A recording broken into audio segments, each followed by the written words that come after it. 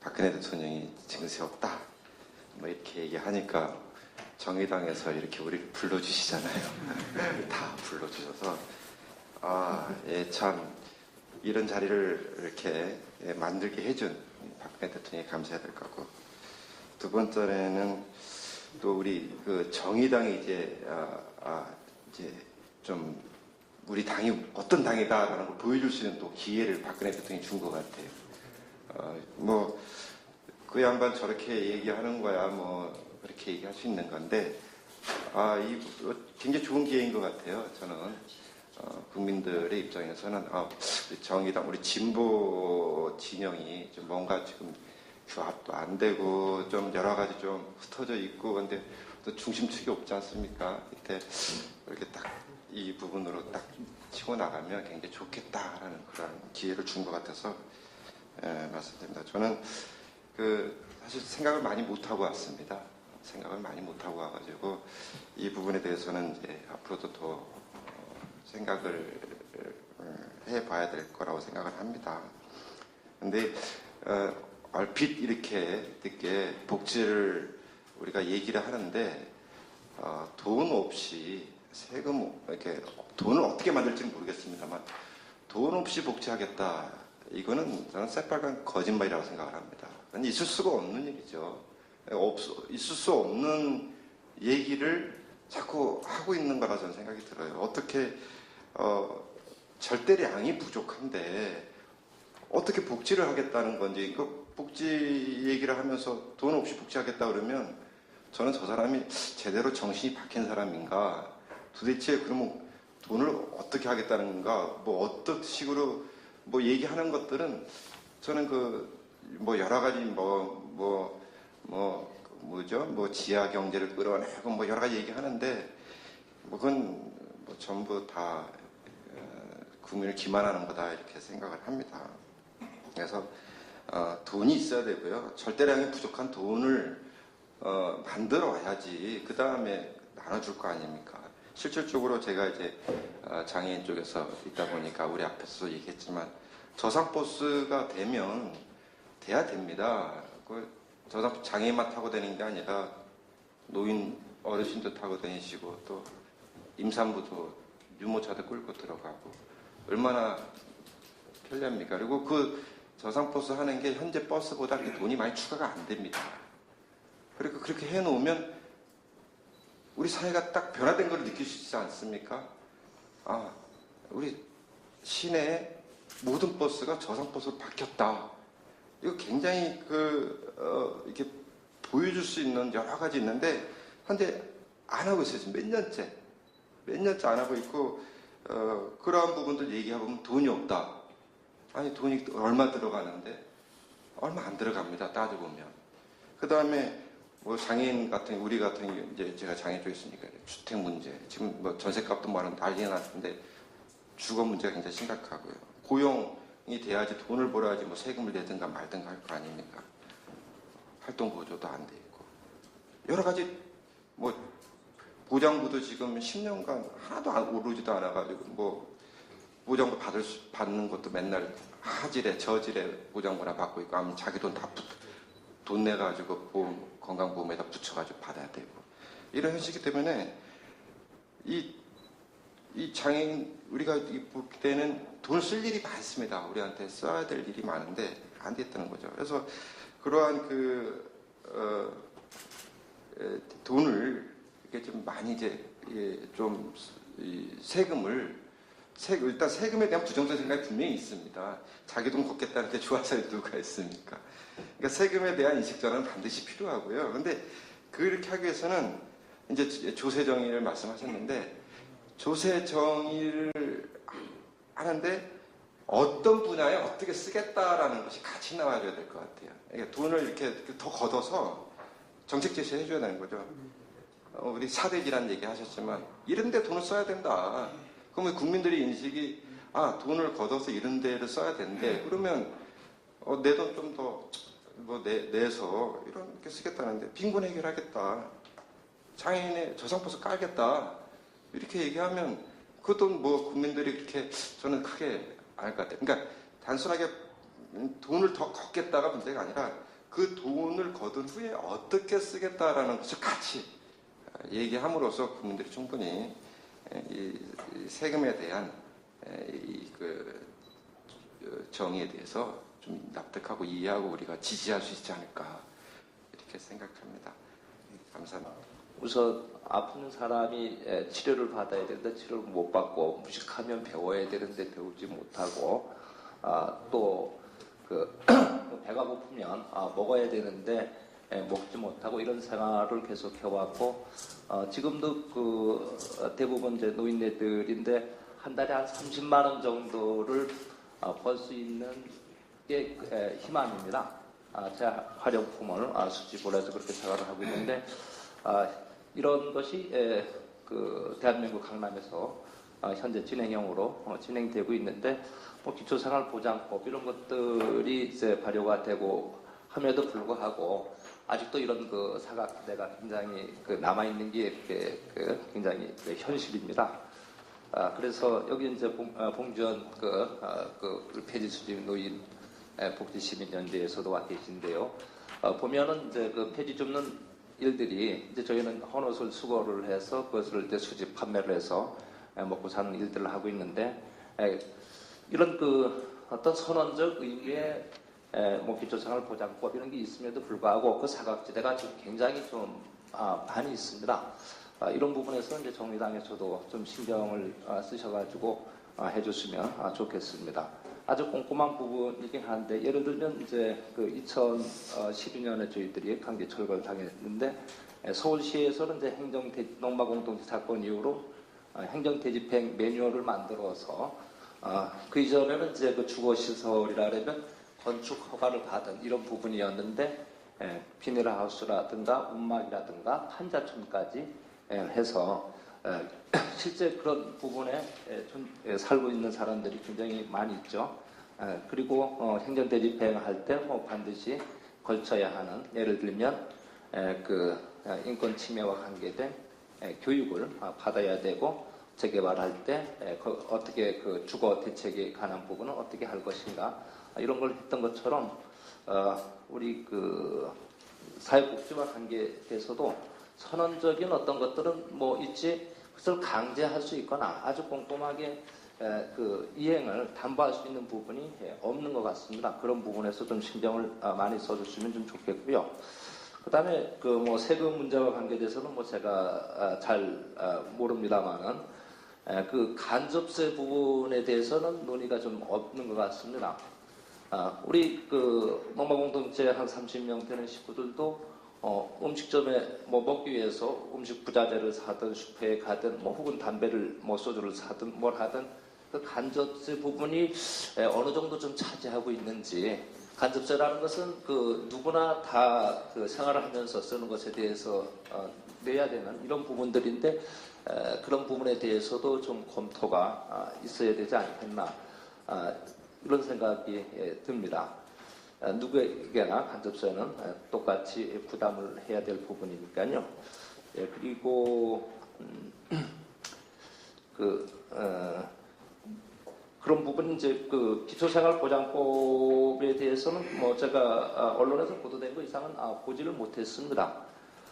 그런데 이제 의료와 아까 교육, 이제 주거, 먹는 것 이런 기초생활에 대한 부분들이 어떤 가이드라인이 좀 구체적으로 정의당에서도 좀 정해서 예를 들면 한 끼 밥 먹는데 최소한 2,000원은 있어야 되고 주거를 위해서는 뭐 하루 뭐 1인당 뭐 10평방미터의 공간이 필요하고 교육은 뭐 고등학교까지는 어떤 경우든지 해야 되고 안 하면 그걸 강제 이행을 할 수 있도록 그래서 기본적인 교육, 주거, 음식, 의료에 대한 가이드라인을 좀 만들어서 선명성 있게 여기서 의견이 수렴되는 것들을 바탕으로 해서 좀 제시를 하면 좋겠습니다.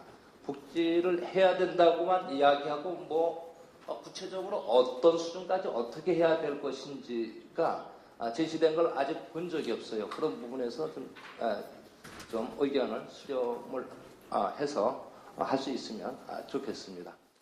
주민들 대개가 기초수급자, 장애인 그리고 일용직으로 이렇게 해서 구성돼 살고 있습니다. 저도 거기 하나 일원으로서 13년 동안 살고 있는데요. 제가 5년 전에 이 조합을 만들면서 주민들에게 과연 무엇이 필요한가를 생각을 해봤어요. 기천수급 받아도 아무 이유 없이 그거 한 달에 소비되고 병원도 못 가고 이런 거도 참으로 안타까웠습니다. 그 현실에 지금도 벗어나지 못하고 있는 것 같아요.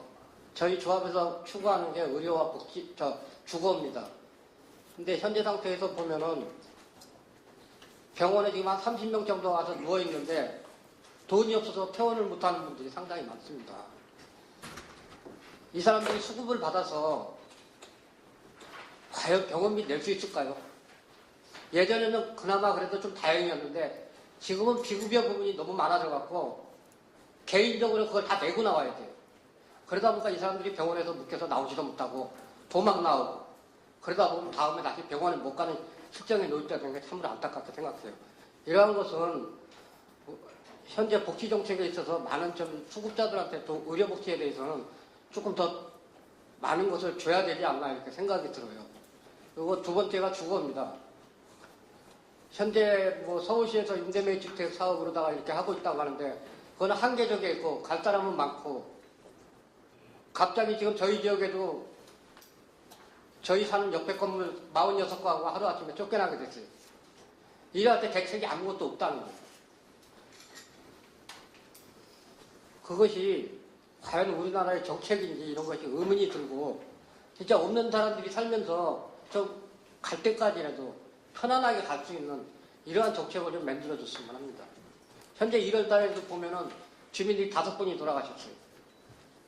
그 중에는 병원에서 돌아가신 분도 있고 돈이 없고 이래서 집에서 3, 4일 만에 발견되고 이러한 부분들이 지금 비일비재하게 일어나고 있는 것에 대해서 참으로 안타깝게 생각하고 여러분들이 모인 자리에서 이러한 것에 대해서 많은 논의를 좀 해서 없이 사는 쪽방촌의 주민들도 좀 편안하게 살 수 있는 정책을 좀 마련해 주셨으면 합니다. 네, 이상. 예, 먼저 시간을 조금 더 달라고 부탁을 하고 싶습니다. 예, 너무 하고 싶은 말이 많아요. 예, 겨우 그저 뭐 흔히 말하는 요즘 대학이 됐는데 좀 댕겨봤습니다. 그러나 그런 분들은 가방끈도 힐테인데 왜 그렇게 머릿속에 들어간 게 없는지 모르겠어요. 그러고 이거 무슨 이 복지 하는데 아니 복지 예산이 없으면 부친인 박정희 대통령이 체육진흥기금을 만들기 위해서 목적세를 만들지 않았습니까? 그거 배웠으면 아니 그건 뭐 간단하지 뭘 그래요? 한시적으로라도 목적세로 복지세를 만들면 되는 거 아니에요?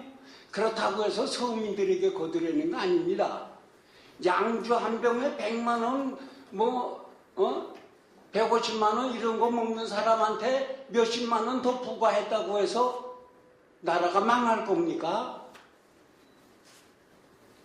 이렇게 해서 거둬들이면 되지 않겠느냐 하는 이 늙은이 그냥 생각입니다. 그리고 정치하는 분들은요, 이것이 국민에게 옳다 생각하면 그 자리나 명예나 이런 거 생각지 마시고 좀 빡세게 밀고 나갔으면 좋겠는데 어떻게 참 제가 알기는 여당 의원은 내가 2사람밖에 모르고 야당 의원은 한 30분 압니다. 근데 다 힘들이 없어요. 왜 그렇게 힘이 없는지 모르겠어요. 예, 그러니까 이 복지를 하는데 예산이 없다 하는 것도 다 이게 하기 싫어서 하는 말이에요. 하기 싫어서. 이제 그 다음에는 내가 또 하고 싶은 얘기는요. 참 저 앞에 사회복지 유니온에서 나오셨는데 이 복지사분들 여러분 저 복지사분들이 그냥 월급 다 먹는 줄 알지요? 저는 사실 저런 복지사분들이 저희 은평에선 그래요. 뭐 빵집이다, 떡집이다, 뭐 삼계탕집이다 이런 데 다니면서 좋은 말로 후원이죠. 그저 보통 말로 하려면 구걸을 합니다.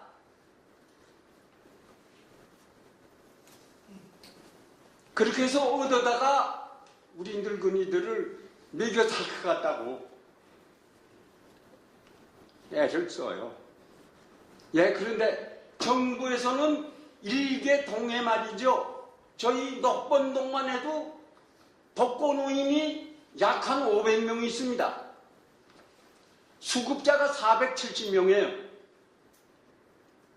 1000여 명을 복지사 한 사람 보고 담당하라고요?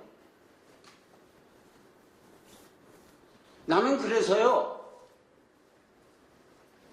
이 복지 정책을 한 데는 문희영 장관이든가요? 너나 해라 하고 싶어요. 네. 그 복지사분들이 가서 뭐라고 구걸을 하는지 아십니까? 예를 들어서 떡집은 떡집 사장님 만나자고 해서 만나서요, 땅 무릎을 꿇으면서 보태주십시오 합니다. 이게 사명감만 가지고 이렇게 하겠어요? 봉급이 몇 푼대입니까? 이런 거 좀 정치하시는 분들이 좀 잘 좀 참작해서 해주셨으면 바람입니다. 복지가 과연 그 의지 문제냐 정책의 문제냐 할 때 동시에 두 가지 다 문제인 것 같아요. 근데 기본은 먼저 저는 그 최초에 달나라에 간 사람이 누구냐라고 했을 때 저는 만화가의 꿈이라고 생각했어요. 그러니까 먼저 생각이 먼저이지 않겠냐. 그러니까 의지가 정책적인 의지가 먼저 필요하다라고 보고 거기에 걸맞는 올바른 정책은 수립이 돼야 된다라고 보고요. 과연 우리가 그런 정책적인 의지를 대다수 국민들이 정부나 정치권들이 그런 의지를 갖고 있느냐, 그런 데에 대해서는 상당히 의구심을 갖고 있습니다. 그리고 지금 그 10대 그룹 그 사내 유보금 규모가 2013년 3분기 말로 해가지고 한 537조 원 정도 됩니다. 근데 저희 전국의 175만 폐지 수집요인들의 그 소득 수준은 일일 한 10시간, 일일 10시간 일을 하시고 월 뭐 하루도 빠지지 않고 30일을 일을 했을 때 연금을 이제 정부에서 받는 연금을 포함해서 폐지 수입 한 10에서 15만 원 정도 이렇게 소득까지 합하면 한 40만 원 정도가 되는 것 같아요. 40만 원 정도 가지고 지하 단칸방에서 한 뭐 20에서 25만 원 내고 식사하셔야 되고 아프면 병원 가셔야 되는 그런 상황인데 못 가시는 거죠. 아파도 병원에 갈 그런 그 생각이 들지 않아요. 그냥 아픈 몸을 이끄시고 또 길거리로 나서는 거죠. 단돈 500원, 1000원을 이제 그게 생계에 미치는 그 500원, 1000원이 그분들한테는 어마어마한 사실은 이제 돈이기 때문에 그런 분들한테 사실은 우리가 이제 복지 문제를 가지고 이야기하는 것들조차도 이제 죄송스러운 것들인데 이래야 되지 않느냐. 복지는 섬세해야 된다라고 봅니다. 거대한 어떤 담론도 굉장히 중요하고 방향성도 중요하지만 현재 사회 각 부문에서 이루어지고 있는 그런 복지 사각에 대한 그런 섬세한 어떤 그런 챙김이 정부나 여당이 없는 상태에서 담론에 대한 의미는 아마 그분들이 받아들일 수 있겠느냐라고 생각하면 상당히 좀 의문이 되고요. 아마 조세 정책의 기본은 저는 이렇게 생각합니다. 차별이 공정함이라고 생각합니다. 뭐 소득 수준이 다 다른데 동일하게 어떤 것을 조세에 대한 부분을 부담을 해야 된다라고 하는 것들은 그거는 공정하지 않은 거죠. 오히려 차별이 공정함이라고 그런 인식을 정부나 우리 정치권에서 가져줘야 된다. 그렇게 생각을 하고요. 그런 것들이 아까 우리 전제대에서 말씀하신 분들의 조세의 어떤 공정성이나 조세 정의에 합치가 되는 게 아닌가라고 저는 생각을 합니다. 그게 뭐 건강보험료 부과 체계도 그런 방향으로 만들어져야 된다라고 보고요. 그리고 저는 그 재벌 대기업들이나 그 부자들이 지금 감면 혜택을 보고 있는 것들이 굉장히 많습니다. 그런 부분들을 감면 혜택이 먼저 일단 축소가 돼야 된다고 봅니다. 그럼 그게 그 방향이 조세 정의나 어떤 공정함에 바람직하다라고 보고요. 그런 전제하에 대다수 국민들이 어떤 그 사회 약자들이 복지나 건강권들을 충분히 내가 사회적으로 받을 수 있다라고 하는 것들이 인식이 된다라고 하게 되면 저는 증세는 직접세로 어떤 사회복지세나 이런 것들은 도입이 돼야 된다라고 봅니다. 어떤 증세 없는 복지라고 하는 것들은 사실 그건 허구와 같은 이야기라고 보고요. 그래서 지금 가장 우리 사회에서 어려운 분들을 이야기할 때 뭐 복지부 자료를 봐도 그렇고 언론에서도 그렇고 정치권도 그렇고 복지단체에서도 폐지 수집 노인에 대한 이야기를 참 많이 합니다. 사례로서. 그래서 이런 부분에 대해서 정의당도 그런 주거의 어떤 약자이고 에너지 약자이고 의료 약자이고 어떻게 보면 새끼 식사도 못하는 그런 상황에서 길거리에서 하이나처럼 폐지를 짓고 있는 그런 부분에 대한 섬세한 어떤 그런 복지나 안전, 그런 사회 안전망에 대한 것을 챙겨야 되시는 것들이 아닌가 그렇게 생각을 하고요. 그러한 각 부분에 대한 어떤 복지나 건강의 그런 부분을 만들어내려고 하면 직접세로 사회복지세가 도입이 필요하다라고 보고요. 뭐 이렇게 담배값 인상이라든지 이런 걸 가지고 서민에 대한 간접적인 어떤 그 꼼수 증세나 이런 방향들은 반드시 좀 지양이 돼야 되는 것들이 아닌가. 많으신 분들의 이야기를 들으면서 많이 배웠었던 것 같습니다. 그리고 지금 복지 이야기를 하는데 여성단체에서는 지금 저희와 옆에 계신 선생님이신 것 같은데 여성 임금 비율이 남성의 64%밖에 안 되는 현실에서 제가 아직 구체적으로 준비해온 자료는 없지만 이러한 복지 차원에서의 생각들도 좀 더 나눠줬으면 좋겠습니다. 그 복지 부분에서 제일 중요한 부분이 돌봄이라는 생각을 많이 하고 있습니다. 특히 그 돌봄이 여성에게 많이 가중되어 있는 게 현실이고 돌봄이 누구의 책임이 아닌 사회가 함께 책임져야 한다고 늘 생각하고 있습니다. 그래서 특히 뭐 어르신들, 장애인들, 영유아 부분에 대한 돌봄이 사회에서 책임지고 정부에서 함께 해결하려고 하는 노력이 있는가라는 의심이 많이 들고 있는 상황이고요. 특히 뭐 박근혜 정부 들어서 무상보육을 하면서 이번에 일어났던 어린이집 폭행 사건이 단지 무상보육으로 인해서 전업주부들이 어린이집에 맡기면서 인정되지 않은 뭐 보육교사들이 채용이 많이 됐기 때문에 이런 일이 벌어졌다고 그래서 단지 뭐 여성들에게 책임이 전가되는 듯한 발언을 하는 것을 보면서 과연 정부에서 이 돌봄이라는 것을 누구의 책임으로 생각하고 있는가 이런 의문이 많이 들었습니다. 그래서 저희 여성 쪽에서는 그게 여성의 책임이 아닌 복지의 하나로 제일 중요하다고 생각하고 사회에서 정부에서 함께 책임지려고 하는 노력이 있어야 된다라는 생각이 들고요. 그게 부자 증세의 저는 한 면이 아닐까라는 생각이 듭니다. 그래서 오늘 제일 많이 들었던 게 그 조세정이라는 단어인 것 같아요. 그래서 그 말이 뭐 그 대기업과 부자들에게 세금을 더 많이 내고 노동자들에게 그 세금의 돌아가게 하고 그다음에 서민들에게 그 세금이 다시 돌아가게 하는 게 우리가 얘기하는 복지의 일부분이 아닌가라는 생각이 많이 들고요.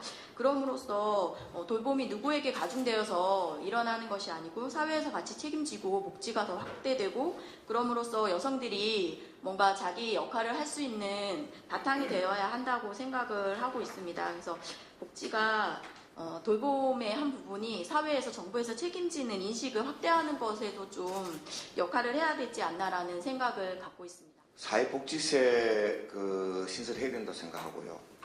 사회복지세 신설 주장을 뭐 진보 정당들 해야 된다 생각하고요. 그런데 이 아까 우리 오근호 박사 굉장히 제가 존경하고 신뢰하는 그런 분인데 이 에너지를 어떻게 만들 거냐에 대해서는 조금 현실적인 그런 판단이 필요하다는 생각. 너무 에너지 필요하기 때문에 그럽니다. 근데 그 방법은 저는 뭐 예를 들면 세공제나 담배세를 잘한다라고 해야 되는 방식은 에너지가 안 생긴다 생각합니다. 그 사람들 꼬셔봐야 안 꼬셔지는 사람들입니다. 더더욱 지금 현재 저는 현재 국민을 어떻게 보냐 하면 저들이 이미 자가당착에 빠져있는 저들이 뭐 정시 없는 복지국자고 한 그 자가당착에 지금 빠져있고 내분이 일어나고 있는 상황이고요. 그 자가당착에 빠져있는데 거기다가 숨통을 틔워주는 방법으로 가는 게 과연 맞는 거냐. 이 모수는 저들이 파탄이 나야 됩니다. 저 논리가. 그 마중물은 사실은 꼼수 정세를 격렬하게 우리가 저항함으로써 그 복지세, 사회복지세 신설이나 누진세 방식에 의한 복지세겠죠. 당연히. 누진세 방식이 강조가 돼야 됩니다. 예. 그래서 조세정의가 강조돼야 되고요. 그 방식으로 갈 때만이 아마 에너지가 생길 수 있는 거 아니냐. 숨통 틔워주는 방식에 대해서는 아니다. 이렇게 생각하는 거고요. 그래서 이 부자 감세를 철회하고 부자 정세를 가고 사회복지세를 신설하고 이렇게 논법이 그래 가야 되는 건데 너무 앞서 나가는 방식이 실제로는 그 수많은 에너지를 불러일으키는 대중적 운동. 저는 뭐 그런 오근호 박사님이나 이런 분들이 말하자면 그런 보편정세 주장하는 것에 대해서 저 반대하지 않습니다. 뭐 잘하신다고 생각하고요. 그렇게 하시지만 우리의 대중적 에너지를 모아나가는 메인스트림이라고 합니까? 큰 물줄기는 부자 감세 철회, 부자 정세, 그리고 복지세, 꼼수 정세 반대 이렇게 가야 되는 겁니다. 예, 그렇게 생각합니다. 일단 오늘 목적이 지금 연말정산 사태로 불거진 이 증세 논쟁 국면에서 우리 시민사회단체들이 어떤 의견을 갖고 계신지를 듣는 게 1차적인 목적이었고 거기에 기초해서 오늘 모이신 시민사회단체들과 또 이 정의당과 함께 할 수 있는 그런 이제 향후의 그 공동의 토론이나 행동에 대해서 이제 논의를 드리고자 한 거였기 때문에 여러 말씀들 듣는 것만으로도 1차적인 목적은 이제 충분히 달성했다는 생각이 들고요. 특히 이제 저희가 잘 모르고 있던 현장의 목소리를 다양하게 들려주셔서 굉장히 감사하다는 말씀을 먼저 드리겠습니다. 이 문제가 사실은 예견되어 있던 문제였습니다. 박근혜 정부가 지난 대통령 선거 시절에 우리가 그동안에 주장해왔던 보편적 복지를 일부 수용한 그런 정책 공약들을 내걸었고 특히 이 정부 들어서서 그것이 완전히 보편적이지는 않지만 무상보육을 대폭 확대한 거나 또 기초연금 제도를 시행한 것은 어떻게 보면 보편적 복지 운동을 해왔던 진영의 승리라고 저는 평가를 할 수 있을 것 같습니다. 근데 문제는 그걸 이제 증세 없이 하겠다. 그러니까 재원에 관한 구체적 계획 없이 하겠다. 여기서 이제 문제가 애초부터 사실은 예견되어 있었던 것이고 이 정부가 인수위 논의를 거쳐서 뭐 그 공약도 일부 조정했습니다만 가장 한계가 컸던 점이 복지 재원에 관한 구체적 계획이 그러니까 실현 가능한 계획이 없었다는 겁니다. 공약 가계부를 보면 재원 지출 구조 조정하고 한편으로는 지하 경제 양성화하고 이걸 통해서 이제 복지 재원 마련하겠다 이렇게 큰 계획을 밝혔습니다. 그런데 지난 이제 2년 동안 지하 경제 양성화를 통해서 혹은 지출 구조 조정을 통해서 마련된 복지 재원이 거의 없다시피 합니다. 결국엔 매년 30조 원에 가까운 재정 적자를 발생시키고 또 그 경제가 안 좋으니까 심지어 세수마저 덜 거쳐가지고 지금 국가 재정이 굉장히 어려운 상황에 놓여 있는 게 사실이고요. 이대로 가면 박근혜 정부 임기 5년 동안 이 재정 적자 폭이 국가 채무 폭이 한 200조 원 이상 늘어날 수밖에 없는 그런 상황입니다. 이런 상황에서 지금 묘하게 그 문제를 비틀어가지고 이게 마치 과잉복지 때문이다. 이런 식의 얘기가 여당 한편에서는 흘러나오고 있고 그래서 복지 구조조정이 필요하다. 이런 그 논의가 나오고 있는데 실은 이게 과잉복지 때문이 아니라 이 MB 정부 때부터 감세 포퓰리즘으로 인해서 세입 기반이 아주 현저하게 약화된 것이 아주 근본적인 원인이라고 저희는 보고 있습니다. 그렇기 때문에 애초부터 증세 없는 복지라는 것은 성립 불가능한 얘기를 해온 거고 지난 2년 동안 그 증세 없는 복지라는 허구 속에 어떻게 보면 국민들을 속이고 가둬놨던 측면이 있는데 이제 그 한계가 터져나오기 시작한 게 이번 연말정산 사태의 본질이라고 생각하고요. 연말정산 사태에 우리 특히 월급쟁이들이 굉장히 분노했습니다. 울분을 토했는데 그 분노나 울분의 성격이 당장에 내가 세금이 많이 늘어서냐 아니면 이 조세 형평성에 대한 조세 정의에 대한 그런 누적된 불만의 표현이냐 저는 뭐 두 측면이 다 있을 거라고 생각합니다만 3월 말이면 연말정산 결과가 이제 최종적으로 완료가 될 텐데요. 아마도 이번 연말정산 개편을 통해서 세금이 늘어나는 사람보다는 세금이 줄어드는 사람이 훨씬 더 많을 겁니다. 제가 비교적 고소득자지 않습니까? 24% 세율을 적용받는 고소득자인데 제가 그 연말정산을 해가지고 어제 결과 나온 걸 봤더니 제 실효세율이 9.9%밖에 안 돼요. 그리고 작년에 비해서 세금이 조금 늘었겠죠. 근데 그게 체감할 수 있을 정도로 야 내가 세금이 왜 이렇게 늘었냐? 그거 전혀 아닙니다. 그렇기 때문에 실은 이번 연말정산 개편의 방향은 큰 틀에서 틀리지 않았다. 근데 문제는 어디 있냐면 담배세 인상에 이어서 연말정산 개편을 통해서 이렇게 월급쟁이들이 분노하는 이유는 지난 수년 동안 감세를 했어요. 재벌 대기업들에 대해서. 그리고 부동산 자산가, 금융 자산가들에 대해서는 충분히 더 거둘 수 있는 세금을 거둘 수 있는 여력이 있음에도 불구하고 굉장한 사실은 이 세금상의 특혜와 편의를 주었던 거죠. 이거 이제 우리 국민들이 다 알고 있습니다. 이런 상황에서 이른바 유리지갑이라고 하는 이 직장인들에 대해서 일정한 과세 강화 조치가 들어가니까 그에 대한 상대적 불만이 폭발하고 조세 저항이 발생하고 있는 거다. 저는 그렇게 봅니다. 그런 면에서 조세 정의 실현에 대한 그런 어떤 사회적 공감대 내지는 뭐 동력이라면 동력이라고 할 수 있겠죠. 그런 것들은 과거보다 좀 늘어난 게 사실인데 근데 문제는 여기서 그 정치권 논의를 포함해서 어디로 갈 거냐 다양한 사실은 그 선택지 내지는 갈림길에 우리가 놓여 있는 게 아닌가 이렇게 생각합니다. 여당은 증세 없는 복지는 허구다 이런 얘기를 지금 여당 의원들 중에도 간간히 하는 사람들이 있지만 대체적으로는 복지 구조조정이거나 아니면 현재의 복지를 유지한 채로 아마 일부 증세 그조차도 자신들의 지지 기반인 뭐 재벌 대기업 부자들에게 큰 부담이 가지 않는 그런 어떤 증세 이걸 선택할 가능성이 굉장히 높다고 생각을 합니다. 새정치민주연합에서는 이번 연말정산 관련해서 새정치민주연합의 대응이 저는 좀 불만족스럽습니다. 특히 세금 폭탄론이라는 어떻게 보면 보수의 담론을 야당이 그 제시했다는 점에서 이건 나중에 족쇄가 되거나 부메랑이 될 그런 가능성이 굉장히 크다. 그런 점이 좀 우려스럽고요. 새정치민주연합의 지금 그 방안은 부자감세 철회입니다. 그래서 법인세 최고 세율 22%로 내린 거 그 과표 500억 원 이상에 대해서는 다시 25%로 올리자. 그렇게 되면 한 연간 4, 5조 원 정도 마련된다. 그리고 플러스 알파로 일부 이제 자본이득이나 부동산 소득에 대해서 과세 강화를 하자는데 그건 구체적 방안이 지금 없는 걸로 보여지고 있고요. 저희 정의당에서는 그보다 훨씬 더 과감한 증세를 주장하고 있습니다. 부자감세 철회는 물론이고 더 나아가서 종합부동산세 또 이 주식양도소득세, 자본이득세라고 하는 이걸 포함한 그 이른바 이제 슈퍼리치들에 대한 증세를 요구하고 있고 그리고 제가 대표 발의를 했는데 보편 증세까지를 일부 포함한 사회복지세 도입을 통해서 이 세금에 대한 국민의 신뢰성을 높이는 동시에 실질적인 재원 마련을 하자 이런 방안을 갖고 있고요. 근데 이제 저희가 느끼는 약간의 저희 주장에 있어서의 좀 허전한 점은 이런 게 있습니다. 아까 이제 우리 어떤 그 분들께서 말씀하셨는데 그럼 어떤 복지를 어떤 수준까지 할 거냐 이게 이제 동시에 얘기가 돼야 된다. 우리 김대성 대표님도 말씀을 하셨는데요. 지난 수년 동안 우리 그 보편복지 진영에서 주장해왔던 바들이 거의 제도화됐습니다. 흔히 산무일반이라고 얘기하죠. 무상급식, 무상의료, 뭐 무상의료는 아직 아닙니다만 또 무상보육, 거기다 반값 등록금.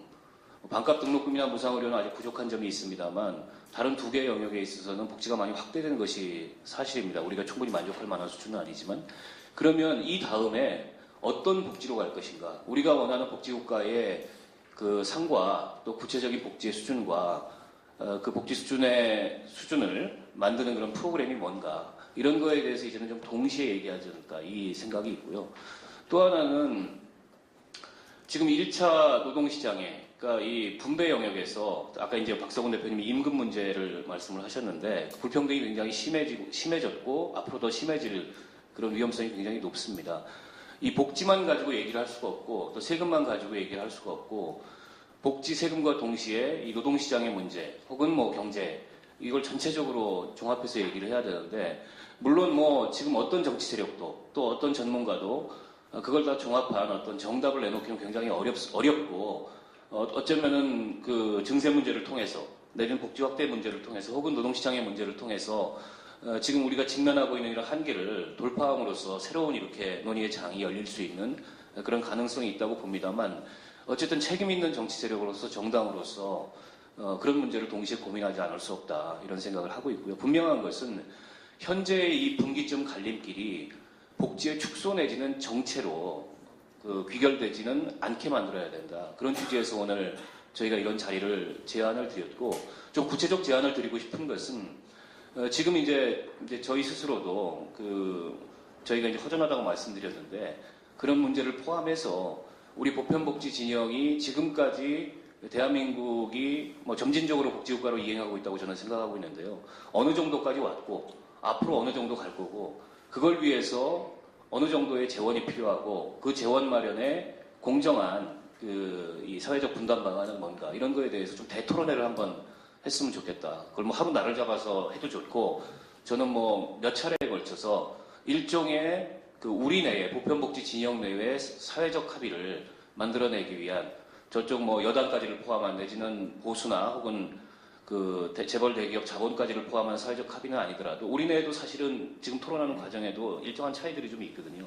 그런 차이들을 좀 최소화하고 그리고 그 최소화된 조건에서 우리가 합의할 수 있는 부분들을 합의해서 그걸 가지고 사실은 내년 총선 2017년 대선에 뭔가 지금 선별복지와 보편복지에서 보편복지가 부분적 승리를 거뒀듯이 또 한 번의 승리로 나갈 수 있는 그런 디딤돌 그런 어떤 계기를 좀 만들 필요가 있다 이런 생각이 들고요. 저희가 아직 구체적 계획을 만들어서 지금 제안을 드리지 못하고 오늘 첫 자리이기 때문에 다만 앞으로 뭐 한두 차례 이런 논의를 통해서 올 상반기 내에 그런 대토론의 자리를 한번 마련했으면 좋겠다. 이게 중요한 이유가 뭐냐면 지금 국회 내에서 조세재정개혁특위 이런 얘기가 나오고 있습니다. 혹은 박근혜 대통령이 얘기했던 무슨 국민 대타협기구 그게 저는 부분적으로라도 약간 변형된 형태로라도 만들어질 가능성이 굉장히 높다 이렇게 생각하거든요. 근데 그 만들어지게 되면 거기에는 뭐 기업도 들어올 거고 또 뭐 정부도 참여할 거고 노동계에서도 참여할 거고 시민사회도 참여할 거고 다양한 구성을 통해서 참여할 텐데 그때 뭔가 의미 있는 진전을 이루기 위해서라도 그동안에 이 복지 확대를 위해서 조세적인 실현을 위해서 힘을 모았던 이 세력들 내부에서 일정한 수준의 그런 합의와 또 공동의 목소리 이런 것들이 필요하지 않을까 해서 이런 제안을 드리고요. 오늘 자리 이후에 뭐 저희가 조금 더 구체적으로 이런 계획들을 진전시킬 수 있는 그런 어떤 자리를 또 한번 제안을 드리겠습니다. 근데 아무튼 큰 틀에서는 반드시 올해 내에 이 사회적인 어떤 이 논의를 물꼬를 확 터야 되고 그 물꼬를 트기 위해서 디딤돌을 놓는 의미의 그런 공동의 계획들을 진행을 했으면 좋겠다 이런 제안을 드리고 싶습니다.